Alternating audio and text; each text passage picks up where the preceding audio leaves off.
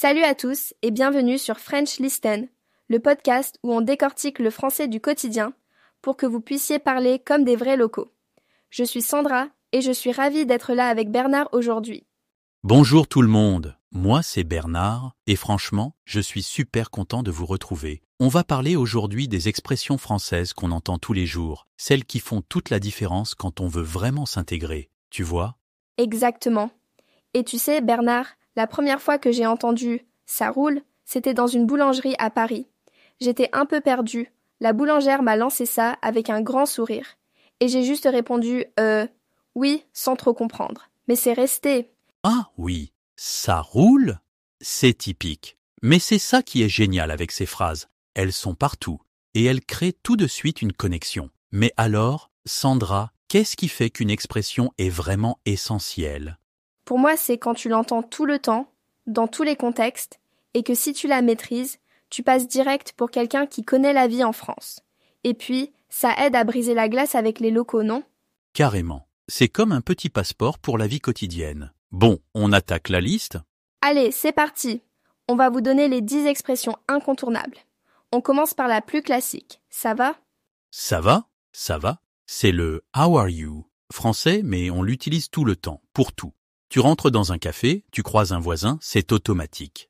Et attention à ne pas confondre avec « ça marche », qui veut dire « ok, ça me va ». Bernard, tu te souviens la fois où tu as mélangé les deux au café ? Oh là là, oui ! Le serveur me demande « ça va ?» et moi, je réponds « ça marche ». Il m'a regardé bizarrement, genre « ok, mais tu veux un café ou pas ?» Deuxième expression, pas de souci, pas de souci. C'est comme « no problem ». Super utile pour rassurer quelqu'un. J'ai vu un touriste à Nice qui a utilisé ça avec un commerçant et tout de suite, l'ambiance s'est détendue. Troisième, ça roule, c'est comme ça va, mais un peu plus cool, un peu plus détendu. Tu peux l'utiliser avec des amis, des collègues. Quatrième, on y va. Shall we go ou on y va pour lancer une action, partir quelque part. Cinquième, c'est pas grave. It's not a big deal. Très français, on relativise tout. Sixième, je t'en prie. Zi t'a pris, c'est le you're welcome poli, mais aussi pour dire please go ahead. Septième, bof. Ça, c'est le summum de l'indifférence française. Tu veux sortir ce soir ? Bof. Huitième, samedi, I'm up for it. Genre, on va au ciné ? Oui, samedi. Neuvième, t'inquiète, te jette. Don't worry. Très familier, mais super courant. Et enfin, dixième, a plu, pli, c'est le see you, moderne, rapide pour dire au revoir. Alors, comment on fait pour vraiment intégrer ces phrases ? Faut les pratiquer, c'est tout. Parler, se tromper, recommencer. Oui, et surtout, il faut oser. Je me souviens la première fois que j'ai dit « je t'en prie » à ma famille d'accueil. J'étais super fière et ils ont tous souri. C'est là que j'ai compris que ça marche vraiment. Et vous, chers auditeurs, c'est quoi la phrase qui vous pose le plus de problèmes ? Moi, j'avoue, bof. Je l'utilisais jamais avant de vivre à Paris. Maintenant, je le sors tout le temps. N'hésitez pas à partager vos expériences, vos galères, vos réussites. On adore lire vos histoires. Mais au-delà des mots, il y a tout le contexte culturel. Par exemple, la façon dont on dit « ça va », c'est pas juste les mots, c'est l'intonation, le sourire, le regard. Oui, et parfois, c'est même le geste. Un haussement d'épaule, un petit clin d'œil. Faut observer les natifs, les imiter, c'est comme ça qu'on progresse. Regardez des films, écoutez de la musique, des podcasts. Plus vous vous immergez, plus vous captez les subtilités. Un super conseil, trouvez un partenaire d'échange linguistique, en ligne ou en vrai. Pratiquez ces phrases dans des vraies conversations. C'est là que tout prend sens. Et enregistrez-vous. Écoutez-vous parler, repérez ce qui sonne naturel ou pas. C'est un peu bizarre au début, mais ça aide vraiment. Vous pouvez aussi vous lancer des petits défis.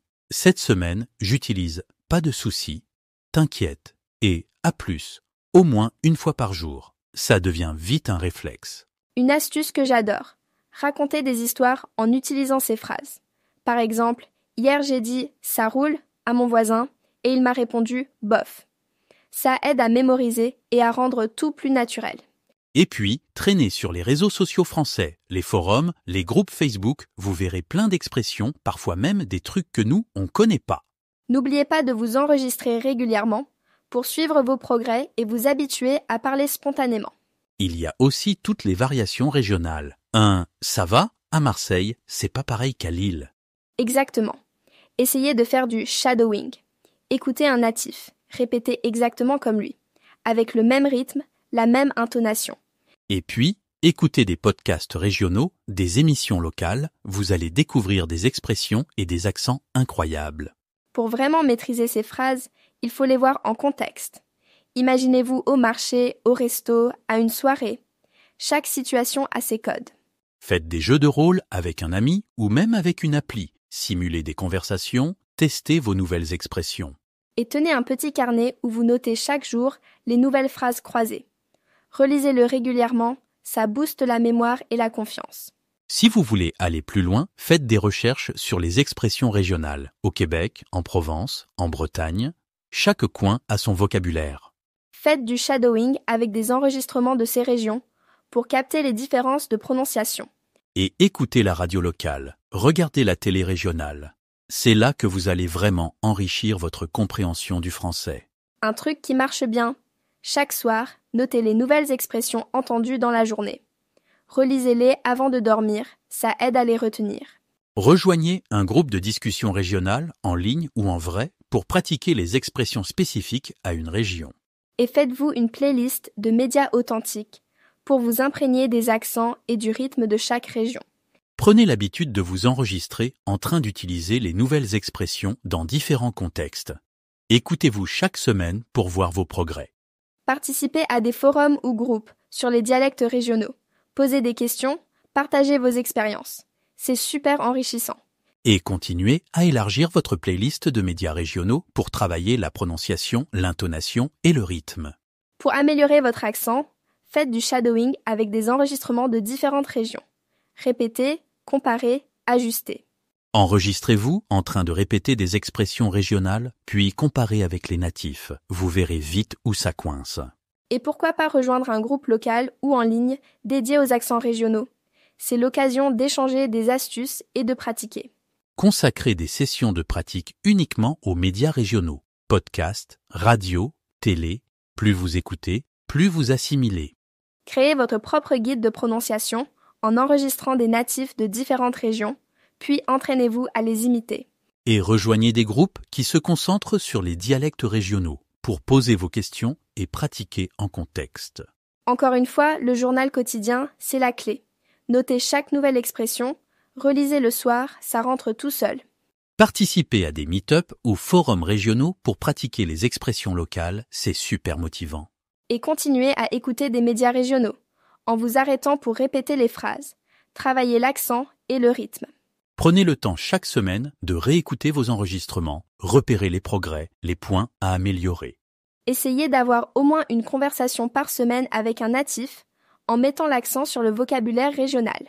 Et continuez le shadowing avec des médias variés pour approfondir votre compréhension des accents et du rythme. Pour l'écoute, ciblez des exercices avec des médias régionaux. Ça habitue l'oreille aux différents accents et façons de parler. Essayez de transcrire de courts extraits de podcasts ou de radio, ça aide à repérer les mots et les expressions régionales. Participez à des sessions d'immersion virtuelle avec des natifs de différentes régions. C'est top pour progresser et découvrir de nouvelles cultures. Intégrez le vocabulaire régional dans votre journal, relisez chaque semaine pour bien retenir. Participez à des groupes ou forums sur les dialectes régionaux. Demandez des retours sur votre usage des expressions. Et continuez à élargir votre playlist de médias régionaux en imitant la prononciation et l'intonation pour progresser. Pour aller encore plus loin, faites des jeux de rôle sur des thèmes du quotidien. Resto, shopping, etc. Ça simule des vraies situations. Utilisez des applis qui intègrent les accents et les idiomes régionaux. Ça diversifie votre écoute et votre pratique. Et pourquoi pas participer à des ateliers cuisine ou des webinaires culturels en français. C'est fun et super utile pour pratiquer dans un contexte authentique.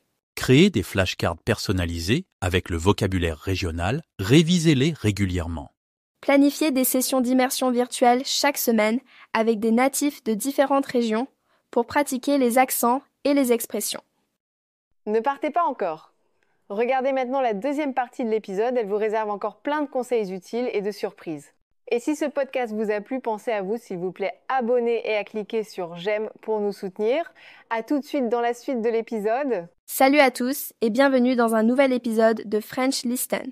Je suis Sandra et comme toujours, je suis accompagnée de Bernard. Bernard, tu vas bien ? Oui, ça va super. Merci Sandra. Et toi, prête à plonger dans le monde merveilleux des podcasts français ? Toujours. Aujourd'hui, on va partager nos podcasts préférés pour apprendre le français. Perso, j'adore Inner French. C'est hyper accessible, même si t'es pas encore bilingue. Et toi, Bernard ? Ah, Inner French, c'est un classique. Moi, j'ai un faible pour Coffee Break French. C'est structuré, mais en même temps, c'est détendu, tu vois. Et ce que j'aime, c'est que tu peux vraiment intégrer ces podcasts dans ta routine. Genre, tu fais la vaisselle, tu vas courir, hop, tu mets un épisode. Exactement. C'est ça qui est génial. Et tu sais, je me souviens de la première fois où j'ai compris un épisode entier sans sous-titres. J'étais trop fière. Ah, ce moment-là. Je l'ai vécu aussi. Je crois que c'était en écoutant un épisode sur les expressions idiomatiques. J'ai rien compris au début, mais à force de persévérer, un jour, tout s'est éclairé. C'est vraiment motivant, alors accrochez-vous, ça vaut le coup. On va parler un peu des stratégies d'écoute, parce que franchement, il y a 1000 façons d'écouter un podcast. T'es plutôt écoute active ou passive, Bernard ? Moi, je suis un peu des deux, tu vois. Parfois, j'écoute en mode passif, genre en faisant autre chose, mais quand je veux vraiment progresser, je fais de l'écoute active. Je prends des notes, je répète les phrases. Moi aussi. Et j'ai une astuce, je réécoute toujours les passages difficiles. Par exemple, s'il y a une phrase que je pige pas, je la repasse 3-4 fois. Ça m'a vraiment aidé, surtout au début. C'est malin. Et tu te souviens de cette auditrice qui nous a écrit ? Elle disait qu'elle avait écouté des podcasts tous les jours avant son voyage à Paris et que ça l'avait carrément aidé à comprendre les Parisiens dans la vraie vie. Oui, comme quoi chacun trouve sa méthode. L'important, c'est d'essayer différentes approches et de voir ce qui marche pour soi. Alors, on va parler de ces fameux petits mots qui changent tout en français. Tu sais, les en fait, bref, du coup. Ah oui, cela.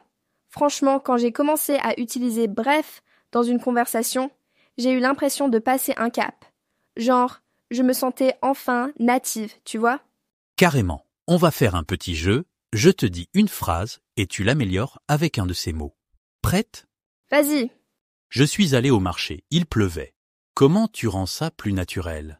Facile. Je suis allée au marché et du coup, il pleuvait. Ou alors, en fait, je suis allée au marché, il pleuvait. Ça change tout, non ? Exactement. Ces petits mots, ils donnent du rythme, ils font plus authentique. Et il y en a plein d'autres. Genre, en gros, enfin, tu vois. Essayez de les placer dans vos conversations. Vous verrez, ça fait toute la différence. Bon, maintenant, comment on combine l'écoute et la pratique orale ? Moi, j'adore me lancer des petits défis quotidiens. Genre, j'écoute un extrait de podcast. Et tout de suite après, j'essaye de le répéter à voix haute. C'est top ça. Et si vous pouvez, rejoignez un groupe de conversation, en vrai ou en ligne. Ça permet de pratiquer en temps réel, d'entendre différents accents et de gagner en confiance. Oui, et un autre truc. S'enregistrer en train de résumer un épisode ou de donner son avis. Après, tu réécoutes, tu compares avec l'original. Et tu vois où t'as progressé ou ce qu'il faut retravailler. C'est un peu bizarre au début, mais c'est super efficace. On entend ses propres erreurs et on peut vraiment mesurer ses progrès. Parlons vocabulaire. À chaque épisode, je note les mots ou expressions que je connais pas avec le contexte. Genre, pas juste boulot, mais j'ai trop de boulot en ce moment. Oui, c'est hyper important de noter le contexte. Et après, je fais des flashcards. D'un côté, le mot, de l'autre, une phrase exemple. Ça aide à mémoriser, surtout si tu les relis régulièrement. Et le must, c'est d'utiliser ces nouveaux mots dans tes propres phrases. Même si c'est juste dans ta tête ou avec un ami, ça solidifie vraiment l'apprentissage. Plus tu utilises un mot, plus il devient naturel. Faut pas hésiter à se lancer, même si on fait des erreurs. Un autre outil super utile, c'est les transcriptions. Beaucoup de podcasts proposent le texte. Alors tu peux suivre en lisant, repérer les nouveaux mots et voir comment ils s'écrivent. Oui, et tu peux même créer des cartes visuelles ou des mind maps pour relier les mots à des images ou à d'autres concepts. Ça aide la mémoire visuelle. J'aime bien aussi m'entraîner à transcrire moi-même des petits bouts d'audio. Après, je compare avec la transcription officielle et ça m'aide à améliorer ma compréhension et mon orthographe. C'est un exercice exigeant mais super formateur. On se rend compte des sons qu'on n'entendait pas avant. Pour aller plus loin, il faut vraiment s'immerger dans le français au quotidien. Regarder des films ou des séries en français avec ou sans sous-titres, ça aide à comprendre le contexte et les intonations.